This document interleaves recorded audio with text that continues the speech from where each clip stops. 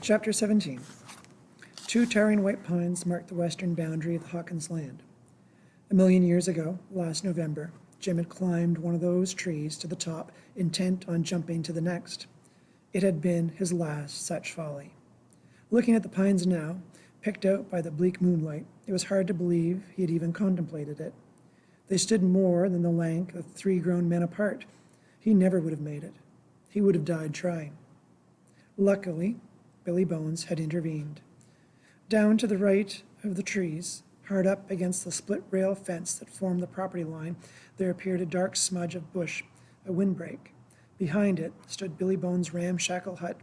Billy had saved Jim that snowy November day, saved him from himself. The door was not locked. There was no electricity, but Jim would not have turned on the lights in any case. Even in the dark, he could tell that no one had been there for a long time. A scurrying in the corner made him start, but it was not a human sound. Jim stumbled to the wood stove and found a coffee can full of matches. He lit one. In the glow, he saw a plaster statue of a little black boy sitting on the table fishing. He was almost white with dust. There were lawn ornaments everywhere, deer and fawns, flamingos, and a dwarf standing in the sink holding his belly and smiling. Jim located newspapers and kindling. Fisher would not be able to see the smoke on such an overcast night. The thought of any more running exhausted him. He lit another match, set it to the paper. The firewood was right where he had left it. He had visited Billy Bones a few times, tended him when he got sick, and then one day, on his way here, with a pot of soup, Jim saw an ambulance driving away. And that was that. The crazy old man had saved Jim's life, but he couldn't return the favor. He tried to remember Billy's face, but he couldn't. Only his eyes, lost and confused. There was just this poor house, a few sticks of furniture and a zoo of abandoned lawn ornaments, and there was this wood, waiting, almost as if Jim had been expecting one day to come back. He left the door open on the stove. The flames lit up the squalid room. Outside, the wind had picked up again. Rain in the branches of the windbreak splattered noisily on the steel roof. He dragged a foul-smelling blanket from Billy Bones' bed, wrapped himself in it, and ventured out into the night as far as the road. He had hoped to see Ruth Rose, but it was difficult to see anything except the faint lights at his own place. It was too far away to tell if the van was still there. Why had she run out front like that? What was she going to do? Puncture Fisher's tires? Smash his windshield? Probably. Some dumb and dangerous act of vengeance. How could anyone so smart be so reckless? Suddenly the rain picked up, and he ran for shelter back to Billy Bones. He fed the fire and felt its warmth melting the shards of ice in his bones. Time passed, and, despite his best efforts, he drifted off.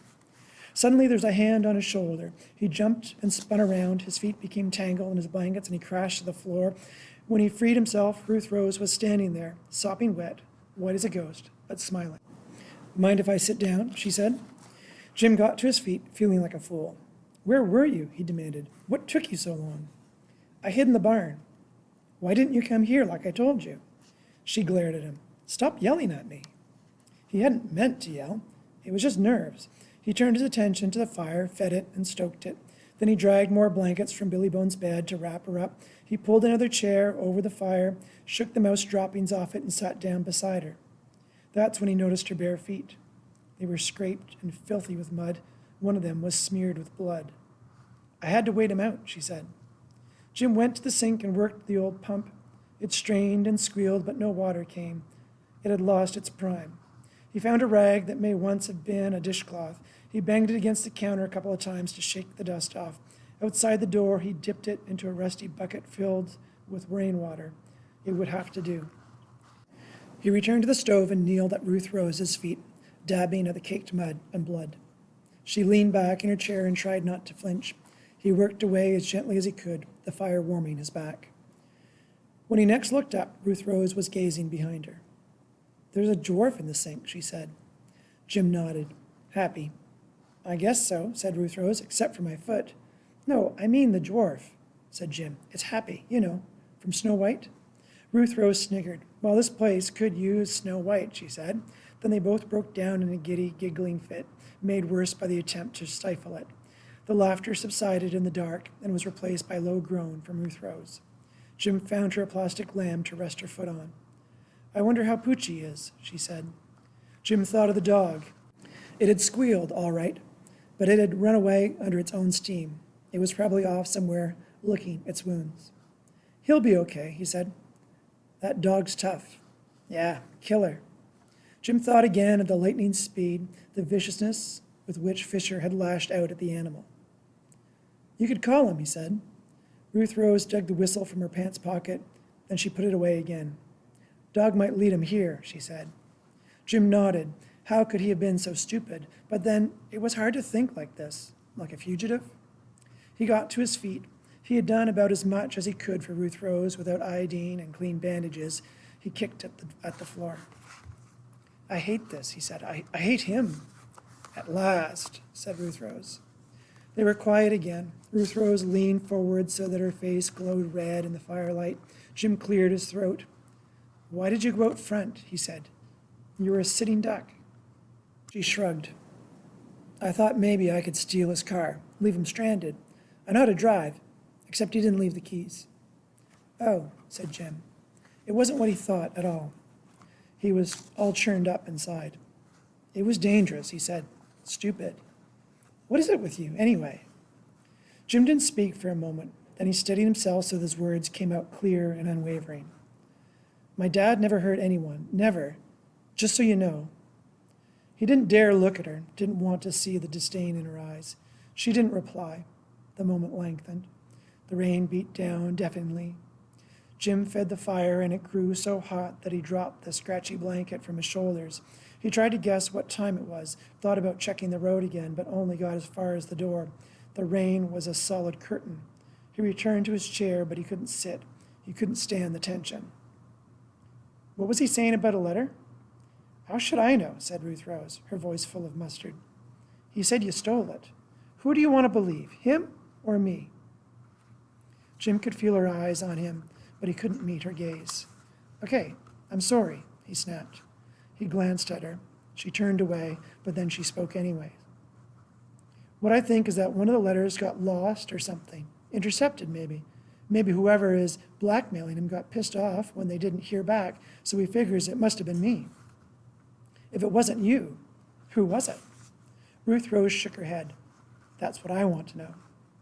Jim tried to think, but he was growing more and more sleepy.